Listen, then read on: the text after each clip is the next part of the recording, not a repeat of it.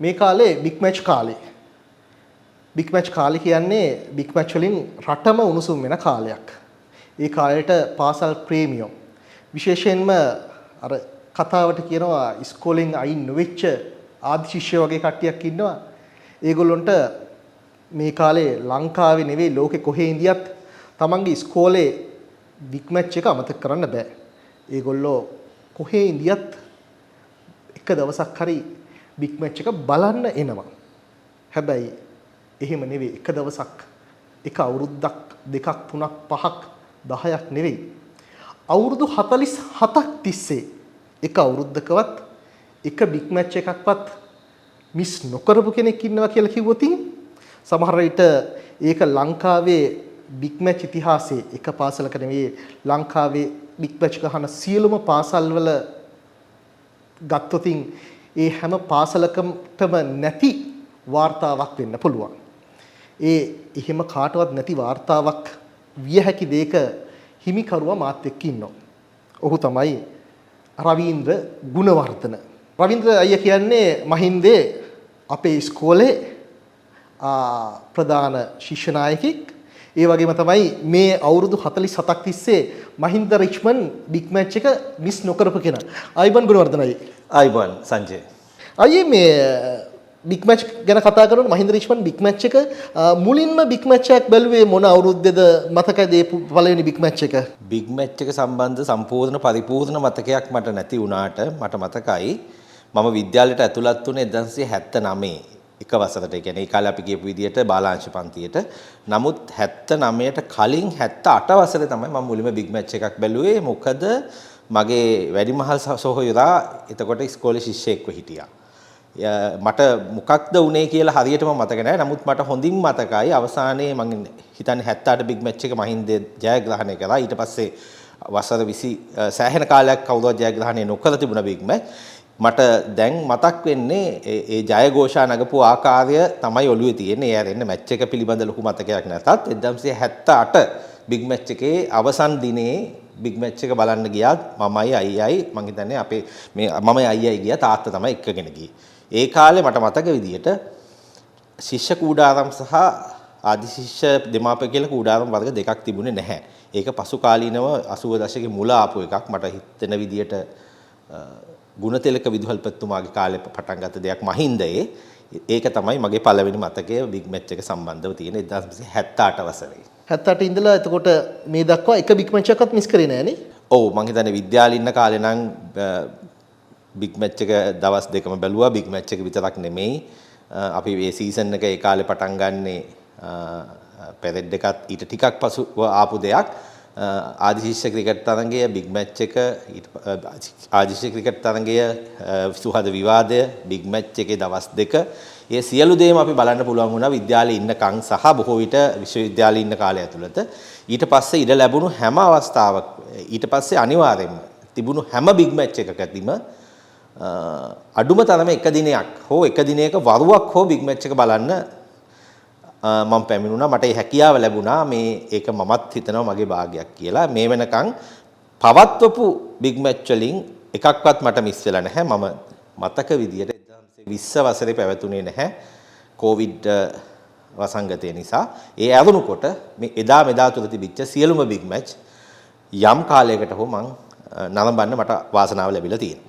මේ පාර බලන්නේ 40 මේ පාර බලනවා නම් 47 වෙන්න ඕන. 47 වෙනි බිග් මැච් එක. 47 වෙනි බිග් මැච් එක. කොහොමද මේ එක බිග් මැච් එකක්වත් මිස් කරගත්තේ නැත්තේ? මම හිතන්නේ ඒක නම් මගේ පවුලේ සියලු දෙනා මම හිතන්නේ මං විවාහයට ප්‍රථම නම් අපේ ගෙදර මහින්දයටම කැපවෙච්ච ගෙදරක් බවට පත් වෙලා තිබුණා. මම හිතන්නේ ඒ කාලේ මගේ දෙමව්පියන්ගේ සහෝදරියන් දෙන්නගේ අයියාගේ සියලු දෙනාගේම බිග් මැච් කාලේට තිබුණේ බිග් මැච් එක ගැන තමයි කතාව. ඊට පස්සේ මම විවාහ වුණාට පස්සෙත් මම විද්‍යාලයත් එක්ක පවත්වපු සම්බන්ධකම් දිහා බලලා ඒ වගේම මම ආදි ශිෂ්‍යයින් එක්ක තිබිච්ච සම්බන්ධතාවය බලලා මම හිතන්නේ මගේ බිරිඳ පව තේරුම් ගත්තා මම කොයිතරම් බැඳීමකින් ඉන්නවද කියලා මේ සම්බන්ධයෙන්. මම හිතන්නේ මට ගෙදරක මොන වැඩේ තිබුණත් මේ දෙයට සහභාගී වෙන්න උපරිම සහයෝගයක් මගේ ගෙවල් වලින් ලැබුණා. රස්සාව කරන අතර වාරේ එක දවසක්වත් වෙලා නැද්ද ලංකාවෙන් පිටට යන්න හරි රස්සාවේ නොකරම බැරි දෙයක් හරි ආවේ නැද්ද මේ කාලේ අතර වාරේ? එක සිද්ධියක් තියෙනවා මට පොඩ්ඩක් මං හිතුවා මට බිග් මැච් එක බලන්න බැරි වෙයි කියලා. ඔබට මතක ඇති 2004 වසරේ සුනාමිය සිදු වුණා දෙසැම්බර් මාසේ. ඒ වසරේ මට හරියටම ඒ වසරේ ඊට පස්සේ 2005 වසර වෙනකොට ගාල්ල ක්‍රීඩාංගණය මැච් ක්‍රිකට් තරඟ පවත්වන්න සුදුසු තත්ත්වයක නෙමෙයි තිබුණේ. මට මතක විදිහට මැයි මාසේ වෙන්න ඕන මං වැරදි නම් නිවැරදි කරන්න කවුරු හරි මැයි මාසේ තමයි 2025 වසරේ බිග් මැච් එක පැවැත්වුණේ. ඒක පැවැත්වුණේ මාතර.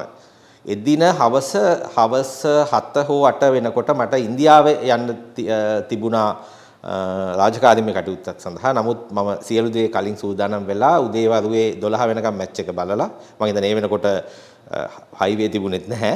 සාමාන්‍ය මාර්ගයේ මාතර ඇවිල්ලා වරුවක් මැච් එක බලලා ගෙදර ගිහිල්ලා ඒ රාජකාරී කටයුත්තට සහභාගී වෙන්න ලැබුණා. ඉතින් මම හිතනවා මට ඒ වාසනාව ලැබුණා. හැම අවුරුද්දෙම මට එහෙම ලංකාවෙන් පිට යන්නවත් අවශ්‍යතාවයක් සිද්ධ වෙලා නැහැ ඒ කාලය ඇතුළත. වෙන අවස්ථාවලදී පිට වෙලා ගිහින් තිබුණාට. අයි මේ කතාව ඇතුළේදී මතුවෙච්ච කාරණයක් තමයි මේ සයිකල් සවාරි කියන එක.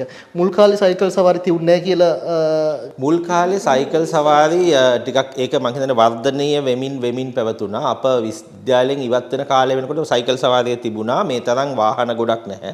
ඇත්තටම ගොඩක් වෙලාට 90%කට වඩා තිබුණේ බයිසිකල්ම තමයි. පසු කාලීනම ඒක වර්ධනය වෙමින් පැවතිලා මම හිතන්නේ දැන් ගාල්ලේ විතරක් නෙමෙයි මුළු ලංකාවෙම මේක තියෙනවා. මම හිතන්නේ ගාල්ලේ සුවිශේෂයි. දැන් ඊටාම වර්ණවත් ආකාරයට එය සමරනු ලබනවා විද්‍යාල දෙකේම ශිෂ්‍යයින් අධිශිෂ්‍යයින් දෙමාපියන් සියලුම සුබපතන්නන් විසින්. අය 70 දශකයේ අග 80 දශකයේ මුල ගන්නකොට බිග් මැච් එක මොන වගේද?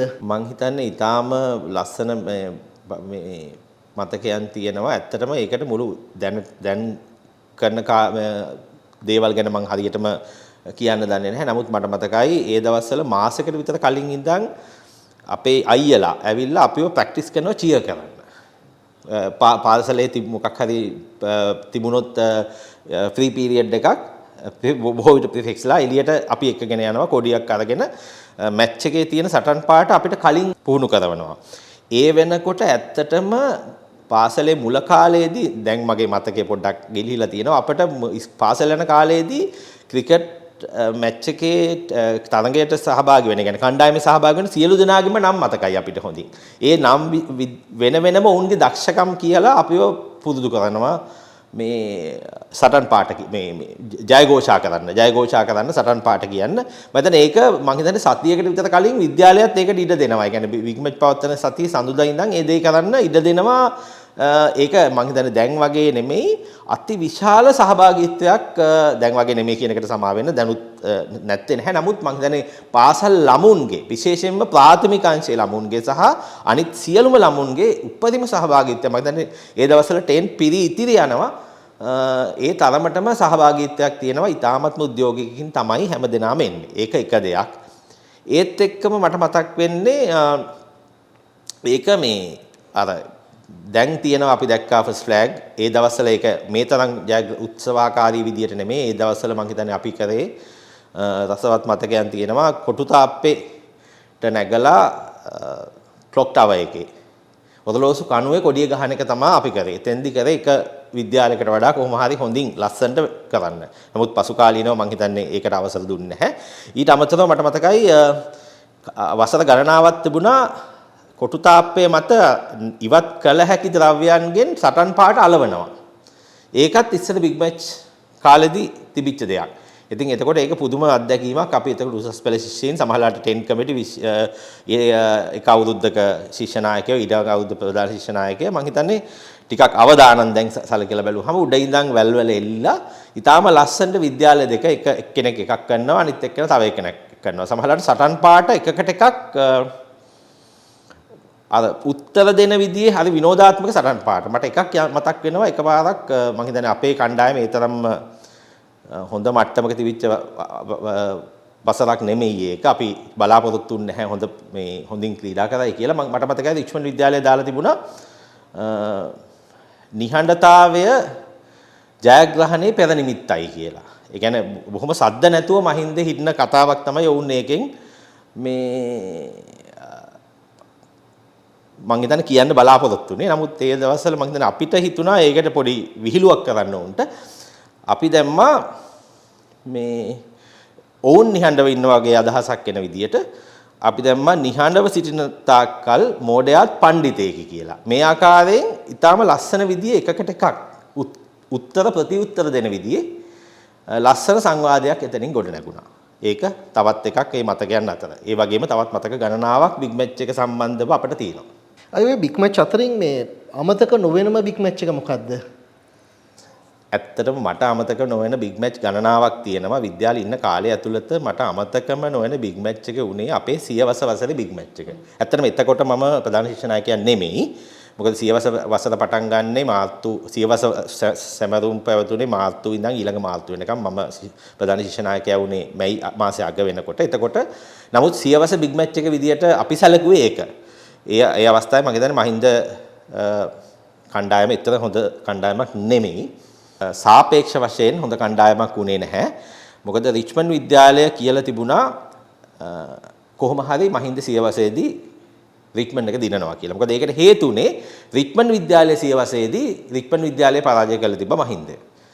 ඉතින් ඒ නිසා මහින්දේ ක්‍රීඩකීන්ට ලොකු ප්‍රෙෂර් එකක් තිබුණා. මට මතකයි අවසාන මොහොතේ අමල් මම හිතන්නේ ඒක මට මහාචාර්ය විනිවිතාරණ මැතිතුමා හම්බ වෙච්ච වෙලාවකදීත් අපි එක අවස්ථාවකදී ප්‍රකාශ කළා ඔබට මතකද මේ බෝල සංඛ්‍යාව මට මතක නැහැ බෝල 70 ගානකට මුණ දීලා අපේ තිබුණේ මේ කොහොම හරි මේ පැය ගාන අල්ලන් ඉන්න සටනක් තිබුණේ මම හිතන්නේ කැප්ටන් හිටියේ අපේ සතිස් සේනාරත්න අමල් අයියා හිටියා එක එන්ඩ් එකක දැන් මට වඩා අවුරුද්දක් වැඩිමල් මම හිතන්නේ රිච්මන්ඩ් එකට ඉතාමත්ම කේන්ති මම හිතන්නේ අමල් මුළු අවසාන පාරේ පුරා බෝල 70 ගානකට ෆේස් කරා එක ලකුණක්වත් ගන්නෙ නැතුව. අවසාන වශයෙන් අන්තිම දැන් මැච් එක ගහන්න කොහොමත් වෙලාව නැහැ කියලා තේරුණු අවස්ථාවක විතරක් එක ලකුණක් අරගත්තා. මට මම ඒක ගැන තමයි මම හිතන්නේ මහාචාර්ය විනිවිතාරණයන් ප්‍රකාශ කරේ ඒ ලකුණත් නොගෙන හිටියා නම් ඒක මම හිතන්නේ පාසල් ක්‍රිකට් වල වාර්තාවක් වෙන්න ඉඩ තිබුණා කියලා මම ඒ ගැන වැඩිපුර දන්නේ නැහැ. මට ඒක අමතක වෙන්නේ නැහැ. මට ඒකේ සටන් පාඩෙත් මට මතකයි. අපි අවසාන මොහොතේ රිච්මන්ඩ් විද්‍යාලය කුලප්පු කරේ මට මතකයි ඒ ජයසිංහ මල්ලිලා ඒ හොඳට මතකයි දැන්ට ඒ එංගලන්තේ ඉන්න ජයසිංහ මල්ලිලා ඉන්නේ ඔබ සියවස අප දිනුවද ඔව් අප සියවස ඔබ දිනුවද නැහැ මම හිතන්නේ අපි එදා ජයග්‍රහණය ලැබුවට වඩා විනෝද වුණා අර රිච්මන්ඩ් විද්‍යාලයේ තිබිච්ච ටාගට් එක ඔවුන්ගේ මේ ඉලක්කය ව්‍යර්ථ කළා. මේ මැච් එක ඩ්‍රෝ කිරිල්ල ඇත්තටම අපිට ඒක ලොකු ජයග්‍රහණයක් වුණා ඒ අවුරුද්ද. ඒක මම හිතන්නේ මම ප්‍රධාන ශිෂ්‍ය නායකයා විදියට හසුලවපු බිග් මැච් එකටත් වඩා අපි ටිකක් අමතක නොවන බිග් මැච් එකක් කියලා මතක් කරගන්න පුළුවන්. එතකොට මේ බිග් මැච් ඉතිහාසය ගත්තයින් පස්සේ අමතක නොවන ක්‍රීඩකයෙක් කවුද අයියාගේ පැත්තෙන් ගන්නකොට? මම හිතන්නේ ඒක ගැන කිව්වොත් සමහර වෙලාවට මගේ මතකය අඩු වෙන්න පුළුවන්. ඒ හින්දා සමහර අය ගැන අමතක වෙන්න පුළුවන්. නමුත් පසු කාලීන අයට වඩා අපේ ඔළුව වල අර කෙටිලා වගේ තැන්පත් උනේ පරණම අය. රිච්මන්ඩ් එකෙත් එහෙමයි. දැන් මට මතකයි ඔය දුලිබ්ද සිල්වා 78 දිනපු වෙලාවේ හිටපු කැප්ටන්. ඊට පස්සේ ගීතාංග සිල්වා. ඊට පස්සේ ගජබා පිටිගල. ඊට පස්සේ වර්ණවීර සහෝදරවරුන්. ඊට පස්සේ දිලීප වික්‍රමසිංහ දුමින්ද වික්‍රමසිංහ වගේ අය. ඊට පස්සේ අඹවත්තේ පවුලේ අය. මම කියන්නේ නැහැ අනිත් අය. නමුත් අර අපි පොඩිම කාලේ තමයි අපිට ඒව අමතක නොවන විදිහට කෙටුනේ. මට තාමත් මතකයි පිටිගල දැන් ඒ සියලු දෙනාම අපේ තාමත්ම ආදරණීය මිත්‍රයින් අපි හොඳින් ළඟින් ඇසුරු කරනවා. නමුත් ඒ කාලේ අපි එකේ පන්තිය වගේ ඉදිද්දි ක්‍රිකට් කැප්ටන් වයිස් කැප්ටන් කිව්වහම ඒ කාලෙත් නෙමෙයි දැන්ටත් අපිට ඒගොල්ලෝ ජයන්ට්ලා. ඒගොල්ලෝ අපේ ජයන්ට්ලා. ඉතින් ඒ නම් ටික මට කවදාවත් අමතක වෙන්නේ නැහැ. ඒත් එක්කම මට අමතක වෙන්නේ නැහැ ඒ සමකාලීන රිච්මන්ඩ් විද්‍යාලයේ හිටපු අය. මට මතකයි රුවන් කෝරාලා අපිට විශාල බීතියක් ගෙන දුන්නු කෙනෙක්. ඊට පස්සේ ඒ වගේමයි ජගත් පෙරේරා. ඒත් එක්කම මට අමතක වුණා කියන්නේ අතුල සමරසේකර. අතුල සමරසේකර මට තාමත් මතකයි මම එකේ පන්තියේ වගේ ඉඳිද්දි මට තාම මතකයි ඒකාන්තයකින් දුවලා ගිහිල්ලා මං හිතන්නේ ඒ තරඟය 1980 හෝ 81 තරඟය විය යුතුයි. අපි දිනන්න බොහෝම ආසන්නයටම ගියා කාලය හරස් වුණා. මට ඒකෙදි මතකයි පොල් ගහක් වගේ පැත්තක ඉඳන් දුවගෙන අතුල සමරසේකර ක්‍රීඩකයා ඇවිල්ලා පන්දු දානවා. මං හිතන්නේ ඒවා අපේ අර ඊට පස්සේ ගොඩක් දක්ෂ ක්‍රීඩකීන් ආවා. නමුත් අර අපේ මනසේ අර ගලේ කෙටුවා වගේ කෙටිච්ච නන් ටිකක් තමයි මම මතක් කරේ. ඒක සමහර නම් නොකියව වුණා නම් ඒ ගැන සමාව වෙයි කියලා මම විශ්වාස කරනවා. අයි දැන් මේ බිග් මැච් එකත් එක්ක බැඳුණු සංස්කෘතිය තියෙන අමතක කරන්න බැරි දෙයක් තමයි මේ බිග් ඩිබේට් එක. අයියට බිග් ඩිබේට් තුන කිහිපයක අත්දැකීම් තියෙනවා බිග් ඩිබේට් කතා කරපු කෙනෙක්. බිග් ඩිබේට් මතක කොහොමද පාසල් කාලේ? මම ඒකත් දැන් පොඩ්ඩක් වෙනස් වෙලා තියෙනවා මේක මොකද ටිකක් ඉදිරියට ගෙනල්ලා තියෙනවා දැන් මම හිතන්නේ මේ වසරේ පැවතුනේ සඳුදා දිනයක.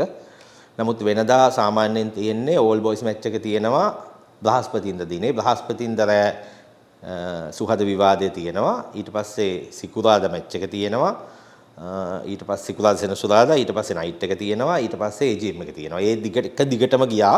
නමුත් ඒක මම දන්නවා ප්‍රායෝගිකව ටිකක් අමාරු වැඩක්. එකම පිරිසක් තමයි. ඒ හින්දා දැන්ට වඩා ලොකු අති විශාල විදියේ ගොඩක් වෙලාවට ඕල් බොයිස් මැච් එක බලලා ග්‍රවුන්ඩ් එකේ ඉඳන්ම තමයි පැමිණෙන්නේ මේ විවාද තරගය බලන්න. ඉතින් මට වාසනාව ලැබුණා සුහද විවාද 3කට මුහුණ දෙන්න. 3කට සහභාගී වෙන්න මහින්ද විද්‍යාලය වෙනුවෙන් මහින්ද කණ්ඩායම වෙනුවෙන්. ඒකේ අවසාන වසරේදී මම නායකත්වයේ හෙබුවා. මම හිතන්නේ ඒකත් අති විශාල මම හිතන්නේ ක්‍රිකට් ගහන අයට ක්‍රිකට් මැච් එක වගේ ඩිබේටිං කරන අයගේ ඉවෙන්ට් එක තමයි බිග් ඩිබේට් එක. මම හිතන්නේ ඒකේ දෙමාපියෝ සුබපතන්නන් සියලු දෙනා ඉදිරියේ ඉතාමත්ම චාරිත්‍රානුකූලව ඉතාම අති විශිෂ්ට විදියට යන තවත් අංගයක් විදියට ඒක සලකන්න පුළුවන්. දැන් අය ඉස්කෝලේ මතක ගැන කතා කරනකොට මහින්ද සියවස් සමරුව අමතක කරන්න බෑ. අයියට ඒක විශේෂයි මේ වෙනකොට මහින්ද ප්‍රධාන ශිෂ්‍ය නායකයා විදියට ඉඳී අයියා. මේ සියවස් සමරුව ගැන මොන වගේ මතකයක්ද අද දවසේ මතක් කරනකොට තියෙන්නේ? ඇත්තටම විශාල සතුටක් තියෙනවා. ඇත්තටම මම ඒ කාලේ සියවස් වසරේ ප්‍රධාන විෂය නායකයා වෙද්දි හිතුවේ නැහැ මේක මේ ජීවිත කාලය පුරාම මේ තරම් මට වටින දෙයක් වෙයි කියලා. ඇත්තටම කිව්වොතින් මහින්ද සියවස පටන් ගන්නේ මාර්තු මාසේ මුල මාර්තු මාසේ ඉඳන් ඊළඟ වසරේ පෙබරවාරි වෙනකන් තමයි සියවස් සංවස්තර උළෙල මේ එක උත්සව පැවතුනේ. කොහොමුණත් මම එනකොට පළවෙනි පුණ්‍යමය කටයුත්ත අවසන් වෙලා තිබුණා මම ප්‍රධාන ශිෂ්‍ය නායකයා වෙනකොට. එතකොට මම හිතන්නේ ඒ කාර්ය වෙනුවෙන් ප්‍රධාන ශිෂ්‍ය නායකයා වුණේ ඉන්දික විරසේකර අයියා. ඒ කියන්නේ පළවෙනි මාස කිහිපෙදී ඊට පස්සේ මම හිතන්නේ මම ප්‍රධාන ශිෂ්‍ය නායකයා බවට පත් වුණා මැයි මාස අග නැත්නම් ජූනි මාස මුලදී වගේ. මම එතනින් ඉඳන් මම හිතන්නේ ඉතා විශාල විද්‍යාලයේ කාරණා ගණනාවක් සිද්ධ වුණා. විද්‍යාලයේ ප්‍රධානතම අපේ තියෙන ප්‍රදර්ශනය මම හිතන්නේ ඒක අතිවිශේෂ ප්‍රදර්ශනයක්. ඒ ආදි වශයෙන් ඊට පස්සේ මම හිතන්නේ විද්‍යාලයට ලොකුම සියවසේ ලොකුම අවධානයක් යොමු වෙන උළෙල වුණේ සියවස ත්‍යාග ප්‍රදානෝත්සවය. මොකද සියවස ත්‍යාග ප්‍රදානෝත්සවයට රටේ ප්‍රජාතාන්ත්‍රික සමාජවාදී ජනරාජ්‍ය ජනාධිපතිතුමා තමයි ප්‍රධාන මුත්ත විදිහට සහභාගී වුණේ. ඒතෙන්දි මට ලොකු අභියෝගයක් ආවා. මොකද කලින් අවස්ථරවල ප්‍රධාන ශිෂ්‍ය නායකවරුනි බොහෝ වෙලාවට උසස් පෙළට පෙනී ඉඳලා අගෝස්තු මාසේ. නමුත් මට ටිකක් කලින් ඒක ලැබිච්ච නිසා මම ප්‍රධාන ශිෂ්‍ය නායකයා වෙලා ඉවරයි උසස් පෙළට මුහුණ දෙන්න යද්දී. අනිත් එක අභියෝග කීපයක් ආවා. එන්නේ ප්‍රයිස් ගිවිං එකට එන්නේ ලංකාවේ ඉන්න ජනාධිපති. මම හිතන්නේ ඔබතුමාලා දන්නවා අනිත් ජනාධිපතිවරු එක්ක බැලුවහම ප්‍රේමදාස ජනාධිපතිතුමා කියන්නේ අති විශාල සංවිධාන ශක්තියක් තිබෙන ජනාධිපතිවරයෙක්. ඒක කවුරුත් පිළිගන්නවා. ඔහු කිසිම අඩුපාඩුවක් වෙන්න ඉවසන් නැති විදිහේ ජනාධිපතිවරයෙක්. ඉතින් මම හිතන්නේ එතුමා එන්න මාස එකහමාරකට දෙකකට කලින් ඉඳන් අධ්‍යාපන අමාත්‍යාංශයේ ඉන්න විවිධ නිලධාරීන් ඇවිල්ලා බලනවා පොඩි හරි අඩුපාඩුවක් විද්‍යාලයෙන් වෙයිද කියලා. උදාහරණයක් විදිහට මට මතකයි මගේ ස්තුති කතාව කරන්න තියෙන්නේ මගේ ස්තුති කතාව මම හිතන 6 දෙනෙක් විතර ඇහුවා. මේ ඒක හරි මට ඒක කටපාඩම් අවසාන මොහොත වෙනකොට. ඒ කියන්නේ මුලින් පළාත් අධ්‍යක්ෂක ඔය ආදි වශයෙන්. ඉතින් මම ඒක උදාහරණයක් කිව්වේ මට ඒක අභියෝගය බවට පත් උනේ විද්‍යාලයේ ත්‍යාග ප්‍රදානෝත්සවය පැවැත්ුනේ ජූලි 31. ජූලි 31 ප්‍රධාන ත්‍යාග ප්‍රදානෝත්සවය පැවැත්ුණා. මම උසස් පෙළට මුහුණ දෙන්න තිබුණේ මට ඊට පස්සෙන්දා. ඒ කියන්නේ අගෝස්තු 1 වෙනිදා. පළවෙනි වතාවට උසස් පෙළට මුහුණ දෙන්න. ඉතින් මං යම් මට්ටමකට මගේ බලාපොරොත්තුවක් තිබ්බ පළවෙනි අවස්ථාවේදී මම ඉංජිනේරු පීඨයට සිලෙක්ට් වෙන්න. නමුත් මං හිතන්නේ ඒ අවසාන මාස කීපය තුළ තනිකරම අපිට ඉන්න උනේ විද්‍යාලේ. මම හිතන්නේ මාස 3ක් විතර තිස්සේ ටියුෂන් නැත ඇරියා. හැබැයි මම වැඩ කරා. මං උදේ 7ට විතර ඉස්කෝලේට ඇවිල්ලා හවස 2 3 4 වගේ වෙනකන් ඉස්කෝලේ වැඩ ටික කරලා ගෙදර ගිහිල්ලා නිදාගෙන ටියුෂන් මුකුත් නොගිහින් පාඩම් කරන්න පටන් ගත්තා. කොහොම හරි අවසාන දිනය දක්වාම විද්‍යාලයට පැමිණෙන්න සිද්ධ වුණා මගේ කාර්යයන් ඉෂ්ට කිරීමට. ඒත් එක්කම මට මතක විදියට ත්‍යාග ප්‍රදාන උත්සවයකට දින 4කට විතර කලින් මම හිතන්නේ මගේ නියෝජ්‍ය ප්‍රධාන ශිෂ්‍ය නායකයින් දෙන්නට කිව්වා එදාට විතරක් මට පොඩි නිවාඩුවක් දෙන්න මම ඒ නිවාඩුව විතරයි ගන්න කියලා. ඉතින් මම හිතන්නේ මගේ ජීවිතයේ ලොකුම අභියෝගය තමයි ප්‍රේමදාස ජනාධිපතිතුමන් හිටපු ත්‍යාග ප්‍රදාන උත්සවයේ ප්‍රධාන ශිෂ්‍ය නායකයා විදියට විශාල කාර්යභාරයක් ඉෂ්ට කළා. ඒක ඉවර වෙනකොට මට මතකයි රෑ 7-8 වගේ වුණා. ඒ ඉවර කළා මම හිතන්නේ මං ගෙදර යද්දි 10 විතර වෙන්න ඇති. ඒ ගිහිල්ලා ඊට පස්සෙන්ද උදේ මම ඇප්ලයිඩ් පේපර් එක ව්‍යවහාරක ගණිතය පේපර් එකට මුහුණ දෙන්න සිද්ධ වුණා. කොහොම හරි මොකක් හරි වාසනාවට මම පළවෙනි මේ වතාවෙම ඉංජිනේරු පීඨයට සිලෙක්ට් වුණා. එතෙන්දි මං ස්තුතිවන්ත වෙනවා මගේ පවුලේ අයට. කොයි වෙලාවකවත් මට දොස් කිව්වේ නැහැ. මගේ ගුරුවරුන්ටත් එහෙමයි. ඒගොල්ලෝ කොයි වෙලාවකවත් කිව්වේ නැහැ අයියෝ මේක කරන්නේ ඔයාට මේ ඉංජිනේරින් යන්න බැරි වෙයි කියලා. මට තාම අමතක වෙන්නේ නැහැ මගේ ආදරණීයම ගුරුවරයෙක් මගේ ජීවිතේ හම්බ වෙච්ච නිමල් ගමගේ සර්. ප්‍රයිස් කිංග් ඉවර වෙලා මම ගෙදර යන්නට කලින් සර්ලා යන්න හදනකොට මම සර් හම්බුණා ඔෆිස් එක ගාව තියෙන අර ගල් පඩි පෙළ ගාවදී. සර් මගෙන් අහපු වචන ටික මට තාම මතකයි. සර් මගෙන් ඇහුවා ගුණවර්ධන ඔහේ හෙට විභාග කරන්නේ නැතේ. ඒ වචන ටික මම හිතන්නේ මගේ ජීවිතේට අමතක වෙන්නේ නැහැ. මේ මම හිතන්නේ වුන් කෙරෙහි මගේ ගෞරවය ආදරයත් මේ අවස්ථාවේ පුද කරනවා. එතුමන්ගේ නම විශේෂයෙන් කිව්වට ඒ සියලුම උසස් පෙළ ආචාර්ය මණ්ඩලය ආදරෙන් මතක් කරනවා මේ අවස්ථාවේදී. මේක මම හිතන්නේ මගේ ජීවිතේ මුහුණ දීපු ලොකුම අභියෝගයක්. ඒ අභියෝගේ මට ගොඩක් ශක්තියක් දුන්නා මගේ ඉදිරි අනාගතයේ ඊට පස්සේ ආපු අභියෝගයන්ට මුහුණ දෙන්න. නිමල් ගමගේ සර් ඒ වෙනකොට ශිෂ්‍ය නායක මණ්ඩලයේ බාර ආචාර්ය මම හිතන්නේ අවුරුදු විශාල ප්‍රමාණයක්. නිමල් ගමගේ සර් මුලදී මම කනිෂ්ඨ ශිෂ්‍ය නායකයෙක් වෙද්දී නිමල් ගමගේ සර් ශිෂ්‍ය නායක මණ්ඩලයේ බාර ආචාර්යතුමන් මම ප්‍රධාන ශිෂ්‍ය නායකයා වෙද්දී මම හිතන්නේ එතුමා කාලයක් තිස්සේ හිටපු හින්දා ඒ කාර්යභාරය ඉෂ්ට කරේ නිහාල් සර්. නිහාල් සර් තමයි සියවස වසරේ හිටියේ. මම සියවස ගැන මතක් කරනකොට මම හිතන්නේ මට ඒ නම් ටික මතක් කරන්න බෑ. නිහාල් සර් ශිෂ්‍ය නායක මණ්ඩලයේ බාර ආචාර්ය විදියට පුදුම සහයෝගයක් ලැබලා දුන්නා. නිමල් ගමගේ සර් මට මතකයි සියවස එක්සිබිෂන් එක සියවස ප්‍රදර්ශනයේ ප්‍රධාන කාර්යභාරය කරේ සර්. ඒත් එක්කම මේකට හොඳ නායකත්වයක් දුන්න අති විශිෂ්ට විදුහල්පතිවරයෙක් වෙච්ච මම හිතන්නේ අපේ දැන් ඒ කාලෙත් අපිත් එක්ක යහළුවෝ වගේ වැඩ කරා. ඉතාමත්ම හොඳ පෞරුෂයකින් හැබී මුනිදාස වික්‍රමසිංහ ආදරණීය විදුහල්පතිතුමාවත් මම මේ අවස්ථාවේ මතක් කරනවා. මගේ අතින් සමහර නම් නොකිය වුණොත් ඒ ගැන මම හිතන්නේ අනිත් අය මේක සවන් දෙන අය මට සමාවය ලබා දෙයි කියලා විශ්වාස කරනවා. අපි අද මේ සාකච්ඡා කරන්නේ බිග් මැච් එකට දවස් කීපයක් තිබියදී. මේ පාර බිග් මැච් එක ගැන මොකද්ද බලාපොරොත්තුව කොයි විදිහටද ඒක දැනෙන්නේ? මම හිතන්නේ හොඳ ප්‍රශ්නයක්. ඒක පොඩි වෙලාවක් දෙන්න ඇත්තටම මාර්තු මාසයේ පටන් ගනිද්දි දැන් මේ පාර අප්‍රේල් මාසෙට ගියා යම් හේතු නිසා මාර්තු මාසයේ පටන් ගනිද්දි මම අපේ ලොකු බලාපොරොත්තු වලින් පිරෙනවා බිග් මැච් එක මතක් වෙද්දි. ඉතින් එතනදී අපි හැමෝම මේ ඉතාම ආදරෙන් වැළඳ ගන්න උත්සවයක් තමයි. ඒක බිග් මැච් එක විතරක් නෙමෙයි. ඒක උළෙලවල් කීපයක්. ඒ කියන්නේ ඒක පුදුමාකාර දෙයක්. ඉතින් මම හිතන්නේ අපි අතීතයට ගියොත් පුදුමාකාර බැඳීමක් තිබිච්ච විද්‍යාලයන් දෙකක් මට තාමත් මතකයි. ඒ දවස්වල මම පොඩක් ඒකත් කියවෙනව නම් හොඳයි කියලා මට හිතුණා. ඒ දවස්වල දැන් වගේ ෆස්ට් ෆ්ලැග් එකට වඩා මේ උනේ මුළු නගරය පුරාම කොඩිවැල් අදින විද්‍යාලයේ මේ පාටි. ඒ දවස්වල ඉටිගොල්ල දැන් වගේ තහනමක් තිබුණේ නැහැ. එච්චර පරිසර හිතකාමී දෙයක් නෙමෙයි. නමුත් ඒ කාලේ මට මතකයි අපිට කලින් අවුරුදු වල කලින් මොකක් හරි ඉස්කෝලයක් රිච්මන්ඩ් විද්‍යාලයක් අදිනවා ඊට පස්සේ අපි අදිනවා. නැත්තම් රිච්මන්ඩ් විද්‍යාලය මුලින් අපි මුලින් අදිනවා රිච්මන්ඩ් විද්‍යාලය. සමහර වෙලාවට ඒක බොහොම අර මහා මේ එච්චර ලස්සන වුණ නැහැ. ඒ කලර්ස් දෙකම එකට එකතු වෙලා තියෙද්දි. මට තාමත් මතකයි මම ප්‍රධාන ශිෂ්‍ය නායකයා බවට පත් වෙද්දී කසුන් උදාර හිටියේ රිච්මන්ඩ් විද්‍යාලයේ ප්‍රධාන ශිෂ්‍ය නායකයා. අපි දෙන්න හොඳ යාළුවෝ මේ දැන්ටත් එහෙමයි. අපි දෙන්න කතා කරලා අපේ අවුරුද්දේ අපි මේක පොඩ්ඩක් නවත්තමු. අපි ඉස්කෝලේ මැප් එක මේ ගාල්ලේ මැප් එකක් අරගෙන අපි කොඩි අදිනවා කියන්නේ ඉස්සර මහින්දේ ඉඳන් අදිනවා මහින්දේ ඉඳන් කෙලින්ම ගාල්ලේ ග්‍රවුන්ඩ් එකටම අදිනවා. රිච්මන්ඩ් එකේ ඉඳන් ගාල්ලේ ග්‍රවුන්ඩ් එකට අදිනවා. අපි කිව්වා අපි මැප් එකක් හදාගමු. ඒ මැප් එකේ අපි ඒරියාස් ටික වෙන් කරගමු. එතකොට කාගේවත් කොඩි වැහෙන්නෙත් නැහැ, කොඩි කැඩෙන්නෙත් නැහැ කියලා. මොකද පළවෙනි වතාවට මට මතකයි අපි සාකච්ඡා කීපයක් ඉක්මන් විද්‍යාලයේ ශිෂ්‍ය නායක ගෘහයේදී කරා. ඊට පස්සේ අපි කියලා මැප් එකක් හදාගෙන කරා. මට තාමත් මතකයි අපි කිව්වා ඒගොල්ලෝ අපිට කිව්වා ඕගොල්ලෝගේ ගර්ල්ස් ස්කූල් එක සංගමිත් ඉස්සරහා ඕගොල්ලෝ අදින්න. ඔය ආදි වශයෙන් ඊට පස්සේ ඒ අවුරුද්දේ අපි තමයි හොස්ට් කරේ බිග් මැච් එක. ඒ හින්දා ගාල්ලා තියෙන රවුන්ඩ් අබවුට් තුනෙන් දෙකක් ඕගොල්ලෝ ගන්න, එකක් අපිට දෙන්න. ඔය ආදි වශයෙන් මම හිතන්නේ ඉතා විශිෂ්ට සහෝදරත්වයක් පෙන්눔 කරන තරගයක් මේක. මං හිතන්නේ අපිට පාසල් නිල ඇඳුම් අරගෙන ඉක්මන් විද්‍යාලයට එන්ට එකේ බලන්න බැරි වුණා විද්‍යාලයේ ඉන්න කාලේ. නමුත් මට මතකයි අපි ආදි ශිෂ්‍යයෝ බවට පත් වෙලා තරුණ ආදි ශිෂ්‍යයෝ බවට පත් වෙලා අවුරුදු 10ක් 15ක් වගේ යනකම් අපි ගොඩක් වෙලාවට බිග් මැච් එක බැලුවේ ඉක්මන් විද්‍යාලයේ කූඩාරමට වෙලා. මම හිතන්නේ ඒක මේ දිනවලදීත් කතා කරන්නේ ඒකයි.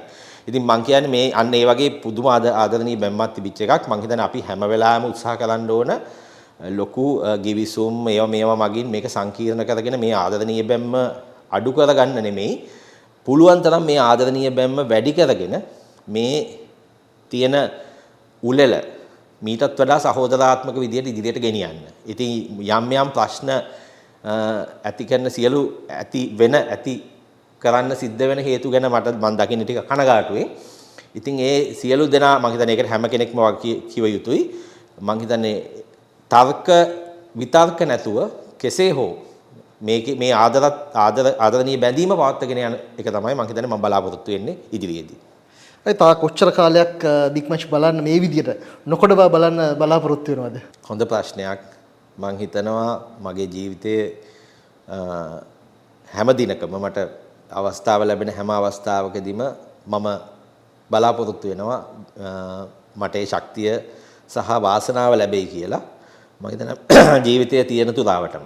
මොකද ඒක මම හිතන්නේ මම දන්නවා මගේ සියලු දෙනා මට ඒකට උපකාර කරයි, මගේ පවුල් වල අයත්. මම හිතන්නේ ඒක තමයි අපේ බලාපොරොත්තුව. මේක අපේ ජීවිතේ කොටසක්.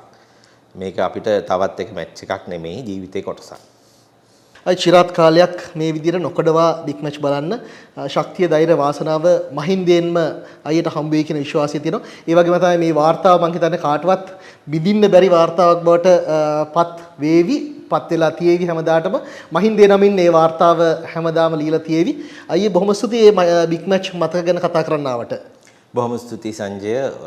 ඔබ ඇතුළු ඔබගේ කණ්ඩායමට ස්තුතිවන්ත වෙනවා. මේ අවස්ථාවට මට ආරාධනා කිරීම සම්බන්ධයෙන් ඒක මට විශාල ගෞරවයක්. නැවතත් ඔබට ස්තුතිය පුද කරනවා.